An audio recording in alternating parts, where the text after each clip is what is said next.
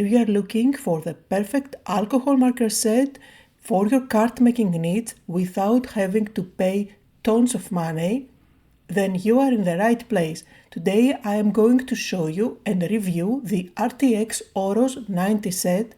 I'm going to show you how this performs from swatching to blending, and I'll show you my secret for using them with my die cuts. Plus they are 15 to 20% off on Amazon right now, so you can get a great deal. The set that I have includes 90 colors and I absolutely love the case. Look at the storage. The lid, when it opens, it creates a standing display, so you can place it on top of your craft desk as you are working. Very easy to access the markers, so I find it really handy. So now every marker has two nibs. One is a chisel tip, the other one is a brush tip, which is absolutely amazing. Really juicy markers and very easy to blend. Every marker has a number, and the two lids on each side give you also the color of the marker. And there is also this template which I'm going to swatch all the colors here, so it is easier for you to see all the colors. And I have found after swatching everything that actually the color of the marker is very similar to the color on the lid, so you will not have any issues just choosing and picking the marker that you want based on the lid that you see. Again, that is very handy, especially if you are lazy like me and you don't want to reference to that swatch template all the time. Now again, I have the 90 marker set, but Arrtx has available other sets as well with more or less markers. However, I find that the 90 ones do give you a good selection of all the colors that you need, both for skin tones if you like to color stamped images with people, but also great selection for coloring flowers as well if you love flowers for your card making. And again, I'm focusing this review on card making because that's where I'm using my alcohol marker set. You can see here the finished swatch with a big range of colors, both vibrant as well as pastel ones, and that is a big plus for me, having all these options. Now I'm going to be brave here. I'm just going to take out all the markers and I'm going to reposition them and organize them better because now they are completely random. I will just follow the template, the swatch template, to put them back in order, in the order of their numbers. So I'm happy with how they are organized right now. I do have my swatch ready and let's put them into test. So first I'm going to show you how easy they are to blend together, and I'm going to also show you a little tip when you try to blend colors that are far apart from each other. But first let's start with the easy ones and let's try to blend an orange one with a red one.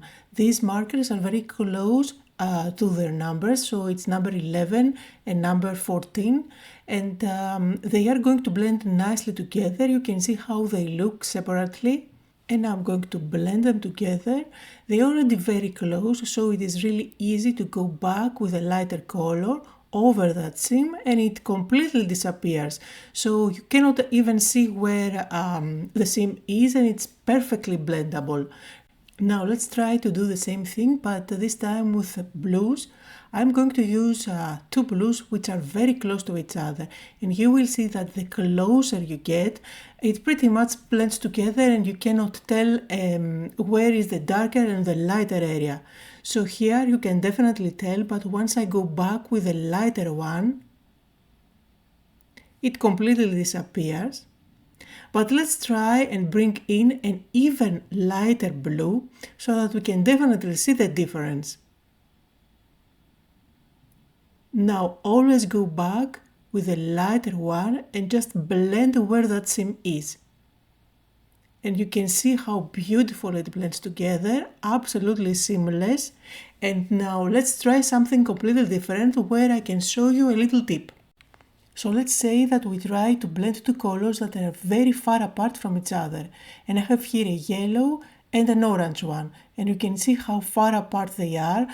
Even if I try to blend them together, it's going to be quite difficult. But here is what you can do. you can add a little bit of that darker shade on top of a glass mat or a palette and then pick with a lighter marker a little bit of that darker one. And it is super easy to blend, as you can see, and you can clean off any remaining by brushing off the tip. And you can see how lovely that petal looks with a darker shade at the bottom. So in card making that I love to do, what I usually work with my alcohol markers is to color stamped images. And I do have here a fun girl to color so that you can see them in action. A very important tip when you stamp your images and you plan to use alcohol markers to color them, make sure that the ink that you are using is alcohol marker friendly. Alcohol marker friendly ink pads are dye ink pads. Don't use pigment ink pads, they are going to smear and smudge and they're going to make a mess and ruin your markers as well. So just stay with dye inks and you are good to go. And now I'm going to use 3 colors to color the face and the skin. There is a huge range of skin color tones in this set of the 90 markers, so you will have no issues coloring any lighter or darker skins that you want. But keep in mind that there is also a specific set of markers in the range where it is only for skin tones. So if you like coloring only faces, I think you will enjoy that one as well. So I'm going to use these 3 colors and you see they are very light ones. And I'm not one who spends too much time coloring with more than 2 or 3 shades for each area. And this is the lazy way, but it also works fine for card making.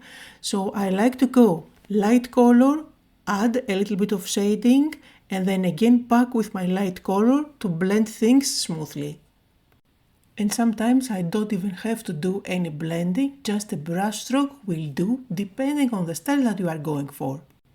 And now for her dress, let's do that technique that I showed you before, where we go with a lighter color to go and cover the whole area, and this time I'm using yellow.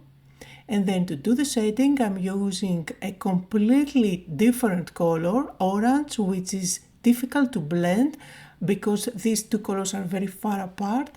So I am going to use a technique where I pick a little bit of the darker color with the tip of the yellow and just blend it in on the dress to create my darker shadows. And you see how beautiful it blends. It's not going to ruin your marker at all. All you need to do is just brush off any excess on a piece of paper. And now let's color her hair. For that I decided to go with browns. And again, if you are one of those people that want to spend lots of time on coloring, you can definitely bring in even more shades. I like to play mainly with 2-3 shades at the most. So here I'm going to show you again the lazy way. Just 2 colors for the hair will do the trick. And this time, instead of doing blending, I'm just going to do some brush strokes along the lines of her hair. And notice that I'm able to do these brush strokes, and it's such a super easy technique just because this marker has a flexible nib in one side, a flexible brush, which makes these brush strokes really simple to do. So that is for her hair. I'm just going to color in the petals now. For this I'm going to use 2 shades of pink. And for such a small area you don't really need to do any crazy blending. These will blend beautifully together without having to go back to blend them all. And I will do the exact same colors for her stockings as well. And she's ready to go. Now let's color something completely different, and what I like to do with my alcohol markers is to use them to color my die cuts. So here I just use some dies that I had in my stash and I cut out 3 pieces. Now instead of having 90 colors, different colors of solid cardstock, what you can have is just a set of 90 markers, and you can use your dies with white paper, and then each time you can just blend some color on top and you have every shade that you need. So here I'm going with a lighter green, and then I will blend in the darker one, as you can see. Just two colors again, but you could have done this even more striking if you used three colors: lighter, medium and darker. Now for the flower I started with orange. I went with a red one, but I found it wasn't as dark, so I'm going to switch to an even darker one and add at the base of the flower.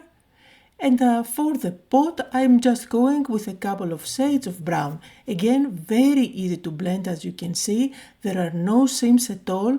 As it dries, it blends even better, and I am absolutely happy with how they look. Now, if you are worried about the nibs, I have to tell you that the nibs are identical to Copics.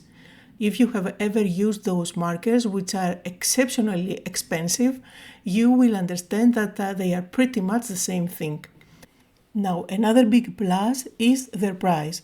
The whole set, as you see it in that beautiful case, is about $70 on Amazon, and they have a big sale right now, and I think for the next week as well. So you get them in a great price, and that's less than $1 per marker. And you know, out there alcohol markers are very expensive, so it is a great deal for a best quality marker. Now another thing that I have noticed, apart from having such nice nibs, is that the shape of the barrel is triangular, which is very handy to use. It's very comfortable when you work with the marker, and at the same time it doesn't roll on your table when you lay it aside. So if you have any questions, pop them down below in the description. I will try to reply if I have the answer, or maybe I can make another video where I make a card from start to finish using these markers while answering your questions. Thank you all so much for joining me today. I hope that you had fun, that you got inspired, and don't forget that down below in the description you can find links to Amazon where you can get these markers.